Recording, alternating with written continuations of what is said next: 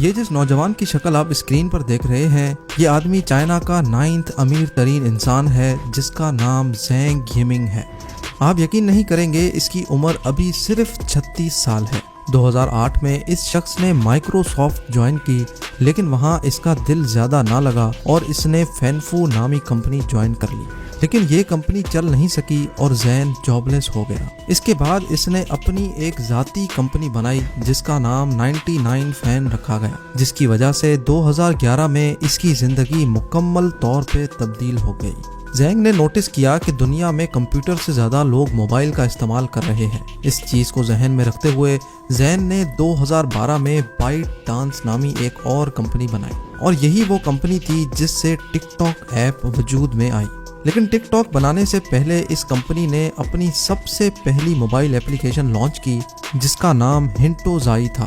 یہ اپلیکیشن بری طرح سے فیل ہو گئی، یہاں تک کہ چائنا کی حکومت نے اس کو پوری طرح سے بین کر دیا، لیکن اس نے ہمت نہ ہاری اور اپنی پوری طاقت کے ساتھ پھر سے میدان میں اترا۔ وہ ایک ایسی اپلیکیشن بنانا چاہتا تھا جو چائنا کے لوگوں کو دن بھر کی خبروں سے آگاہ کرتی رہے، لیکن یہ اپلیکیشن بنانے کا خرچہ بہت زیادہ تھا، لہٰذا اس نے انویسٹرز ڈھونڈنا شروع کر دیے۔ لیکن ایک بار پھر زینگ کی قسمت نے اس کا ساتھ نہ دیا اور سب انویسٹرز نے اس کو ٹھکرا دیا۔ مائکروسافٹ جیسی کمپنی میں ایک اچھی خاصی نوکری چھوڑ کر زینگ اب در در کی ٹھوکریں کھانے پر مجبور تھا۔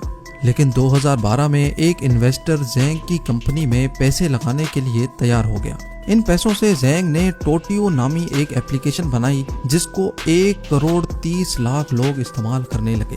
اس اپلیکیشن کو چائنا کی زیادہ تر آبادی استعمال کرنے لگی اور زینگ کو اپنی زندگی کی سب سے پہلی کامیابی مل گئی تھی۔